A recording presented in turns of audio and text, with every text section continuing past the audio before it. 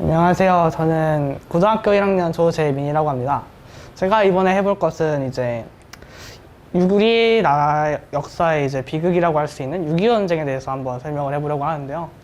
좀 부족하실 수도 있지만 재밌게 봐주시길 바랍니다. 일단은 6.25 전쟁을 볼 때는 저는 냉전과 그 다음에 우리가 일단 독립을 한 신생국가였기 때문에 이제 힘이 없었기 때문에 우리가 이렇게 됐다라고 볼 수 있고요. 세 번째 6.25 전쟁이 남긴 상은 분단이라고 볼 수 있겠습니다. 그래서 6.25 전쟁의 내용이 이 세 개로 정리가 될 것 같아요. 이제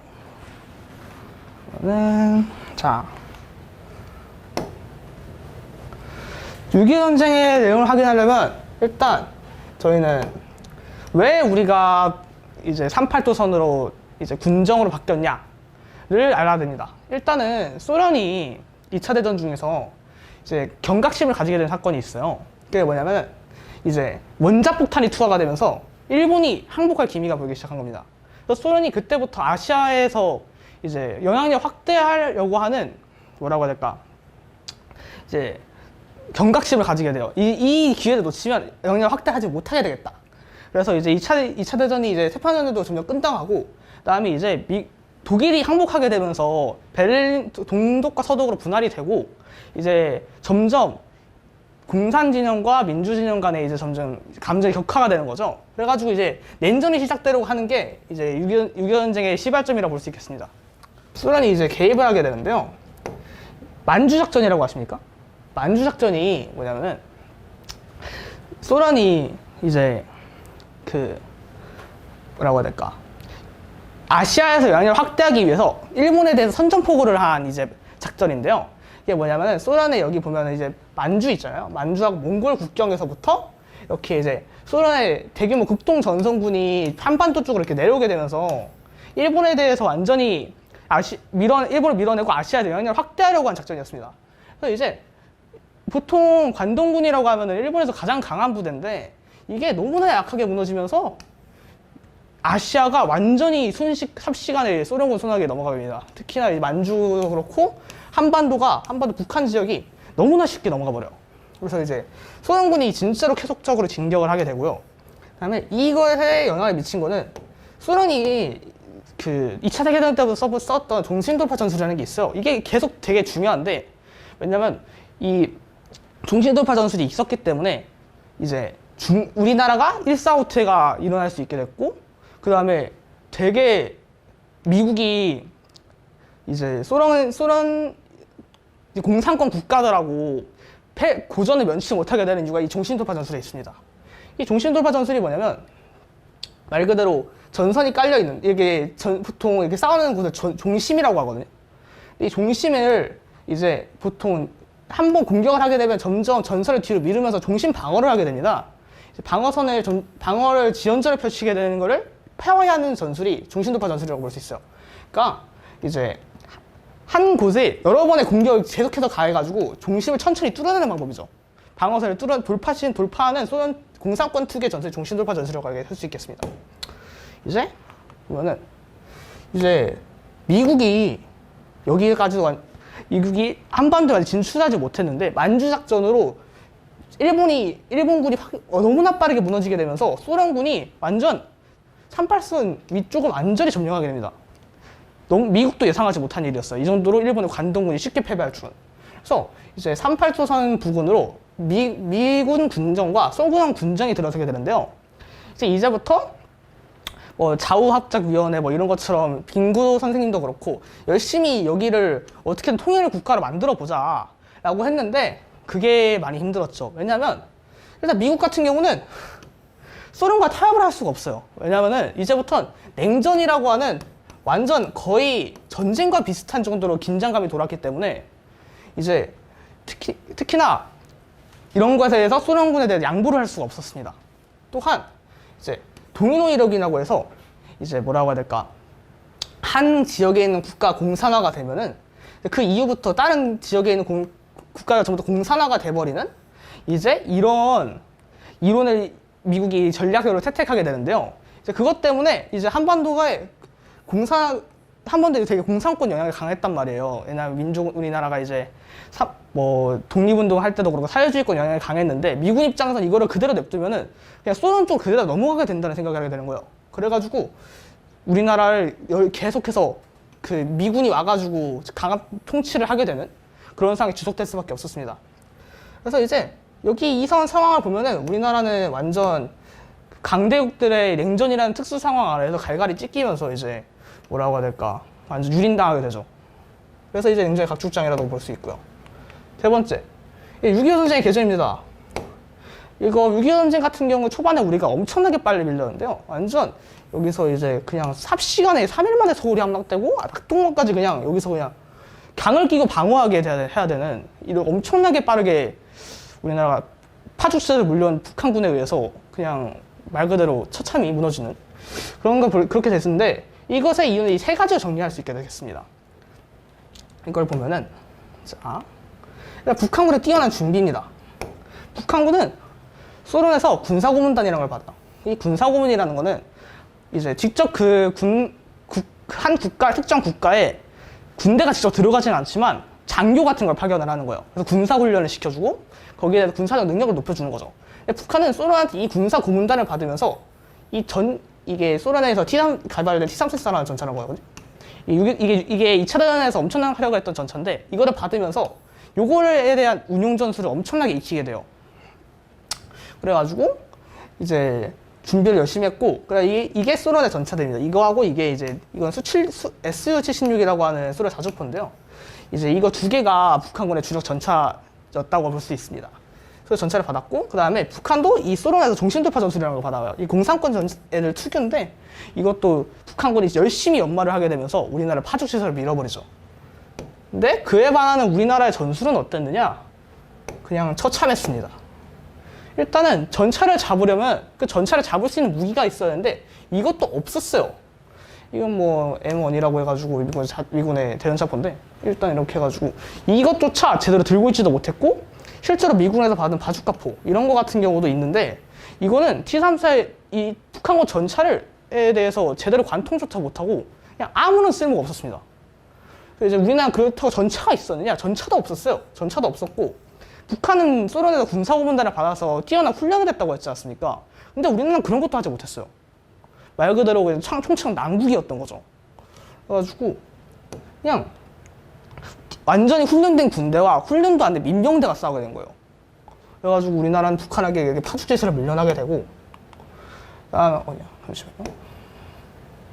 자, 이제 우리나라는 낙동강에서 1일 악물고 버티게 되는데요.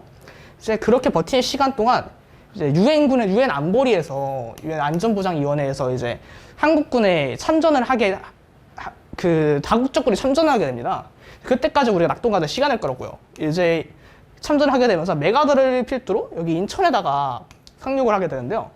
이제 다들 알겠듯이 이 인천 상륙자선으로 이제 여기가 이제 완전 북한군의 보급선을 차단하게 되면서 북한군이 이제 이쪽으로 후퇴를 하게 되죠. 그래서 이제 북한군이 이제 낙동강에서 공세를 더 이상 못하고 멈춰있는 동안 우리는 시간을 벌어서 북한군에 대해서 밀어낼 수 있었고요.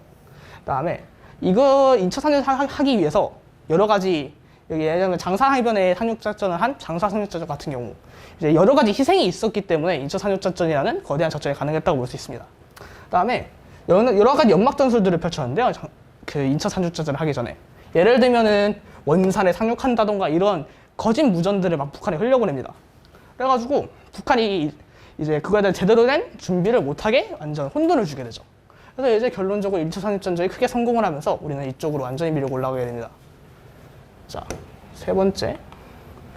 이제 우리는 이제 여기까지 완전 통일을 눈앞에 두고 있었는데 압록강 두만강 근처까지 갔습니다. 근데 그때부터 우리나라는 중국 공산당이라는 새로운 적을 맞닥뜨리게 되죠. 그게 뭐냐? 일단 중공이 우리나라에 개입한 이유는 이제 네 가지로 정리할 수 있게 되겠습니다. 일단은 소련의 전투기 공격. 일단은 이건 뒤로 설명드릴 테고요. 그 다음에 메가더의 낙반론. 이거 같은 경우는 메가더는 솔직히 중국이 참전할 수 있을 거라고 생각을 하지 못했습니다.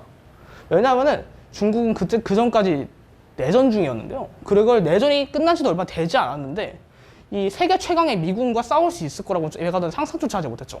그래가지고 애초에 중국이 군이 계속해서 전선에서 보였음에도 그거에 대해서 제대로 인식을 하지 못하는 그런 상황이 벌어졌습니다. 그다음에 중국이 이제 그걸 보면은 이제 중국이 참전한 이유를 하나로 이제 요즘에 들어서 소련산 전투기가 공여됐기 때문에 중국이 참전했다라는 이제 뭐라고 해야 될까 전문가들의 의견이 점점 강해지고 있는데요. 이게 왜 그러냐면은 이제 냉전 전까지는 이제 우리나라가 자료가 별로 없어가 중국 측이나 공산권 자료가 별로 없어서 그거에 대해서 이제 우리나라가 살짝 자의적으로 해석한 부분이 있는데 이제 점점 중국 측 자료, 소련 측 자료가 공개가 되면서 점점 중국이 우리나라에 참전한 이유가 점점 가벼워지고 있습니다. 그래서 예를 들면 이제 요즘 같은 경우는 이게 전설이라고 볼 수 있어요. 소련이 전투기를 공유했다. 이게 뭐냐면은 이제 2차 대전이 끝나고 미국, 소련을 필두로 제트 전투기라는 걸 개발하게 되는데요. 이게 이제 그 당시 기술의 집합체였습니다. 그래서 이제 그 중국한테 소련이 제트 전투기를 공유해주는 조건으로 이제 중국은 한국 전쟁에 참전을 하기로 결정을 하게 되죠. 이제 그거에서 추가적으로 데드카피라고 아십니까? 이제 그러니까 저작권에 대해서 신경을 안 쓰고 불법적으로 카피를 하는 걸 말하는데요. 이 소련의 전투기를 불법적으로 중국이 카피를 하거나 그거를 마음대로 활용해도 하는 것도 소련이 눈 감아주게 됨으로써 중국의 참전이 결정되게 되죠. 또한 중국 같은 경우는 인력이 많지 않습니까? 그러니까 말 그대로 삼국전쟁에서 10만, 20만 정도 죽어도 인력이 많기 때문에 그 정도는 전투기와 교환할 수 있다라는 생각으로서 중국은 참전을 결정하게 됩니다. 다음 걸 보면은 자, 중국군은 한테 왜 최강의 미군이 그렇게 밀렸느냐? 중국은 일단 국민당과 공산당이라고 하는 두 가지 세력이 계속해서 내전을 벌이고 있었습니다. 그래서 수십 년간의 내전 동안 얘네는 완전 숙련병으로 단련이 돼 있었어요. 미군 같은 경우도 단련이 돼 있었지 않겠냐라고 물을 수 있겠는데 미국은 2차 대전이 끝나고 군대를 다 해산시켰습니다. 숙련병들이 미국은 우리나라 한국전쟁에 들어온 애들은 숙련병들이 아니에요. 2차 대전을 경험했던 사람들이 아니란 겁니다. 근데 얘네는 계속 2차 대전을 경험했던 사람들도 있고 중일전쟁 경험했던 사람이 있고 그다음 국공내전까지 겪은 엄청난 뛰어난 병사들인 거예요.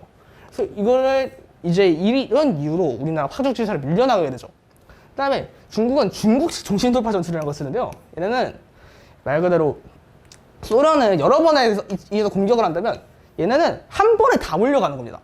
왜냐하면 얘네는 이제 보급 능력이 부족해가지고 차량화 같은 게 잘 안 돼 있어서 소살구지로 운명을 이제 뭐라고 해야 될까 보급품을 운반을 하거나 아니면 인력으로 운반을 하거나 해야 되기 때문에 전투를 계속해서 지속할 수가 없어요. 여러 번의 공세를 할 능력이 없는 겁니다. 그래서 얘는 한 번의 전투에 무슨 10만 명, 20만 명, 30만 명씩 밀어 넣는 그런 전술을 쓰게 되고요. 얘네가 이제 그리고 야습을 진짜로 잘합니다.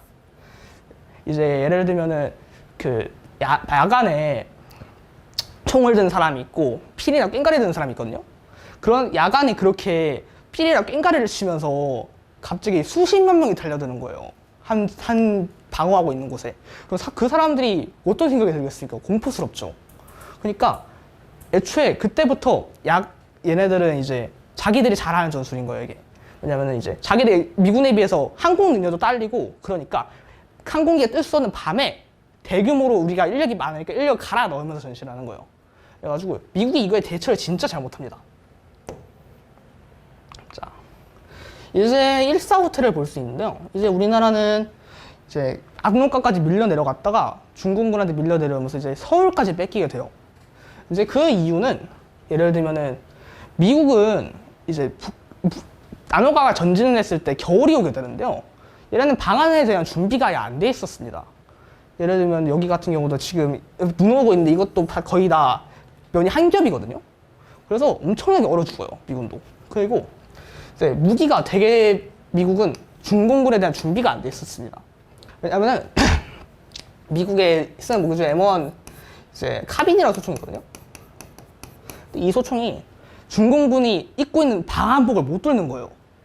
그러니까 총을 분명히 쐈는데 얘네가 추우니까 털어가지고 무슨 세네 개씩 입고 오니까 그거를 못 뚫어내는 거예요. 그러니까 그런 정도로 무기가 성능도 부족하고 그다음에 얘네는 여태까지 독일과 싸웠던 애들입니다. 서방 군대는 독일이라는 적과 싸웠는데 이 독일은 항상 인력 난에 시달리던 군대였습니다. 그러니까 매번 사람 숫자가 부족하니까 전투에서 인명 손실을 계속 최소화할 수밖에 없는 거죠. 근데 중국군이나 소련군 같은 경우는 인력이 많잖아요. 그러니까 얼마가 죽든 상관이 없는 겁니다. 그러니까 그런 전술을 얘네가 처음 겪어보다 보니까 얘네가 이제 제대로 대처를 못하죠. 그래서 세계 최강의 미군이 중국이라는 이제 얘를 뒤떨어진다고 말할 수 있는 군대한테 이제 완전 엄청나게 깨지게 되죠. 이제 전쟁이 막바지로 다가가게 되는데요. 실제로 그 뭐라고 해야 될까? 제일 6.25 전쟁에 사상자가 많이 발생한 데는 이제 전선이 고착화되고 난 이후입니다. 그러니까 이제부터는 완전 고지전이 돼버려가지고요. 여기 산맥을 뺏기 위해서 수천, 수만 명이 죽는 거예요. 땅은 얼마 뺏지도 못하는데 실제는 공격을 들어가면 피해는 엄청난 거죠. 그래서 전선이 완전 고착화돼 버리면서 이런 진짜 의미 없는 인명손실이 너무 많이 발생을 하게 돼요. 그 다음에 우리는 이제 2년 전부터 종전하기 2년 전부터 휴전회담을 계속 하는데요.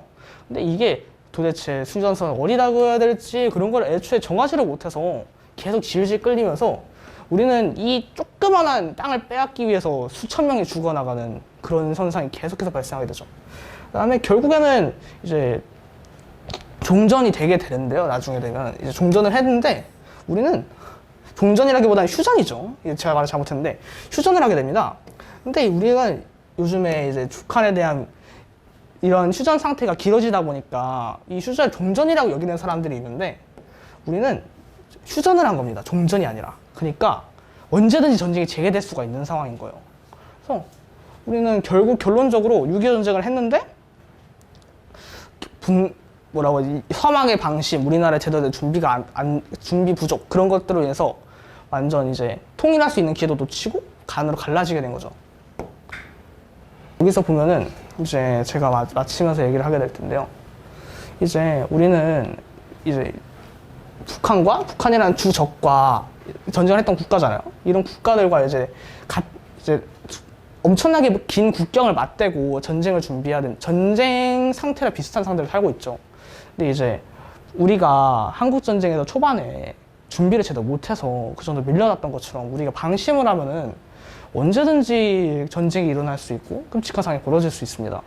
그렇기 때문에 우리는 지금 상황이 종전이 된 게 아니라 휴전이라는 상태라는 걸 항상 이해를 해야 되고 그렇기 때문에 우리는 항상 전쟁에 대한 준비를 할 필요가 있을 것 같습니다. 감사합니다.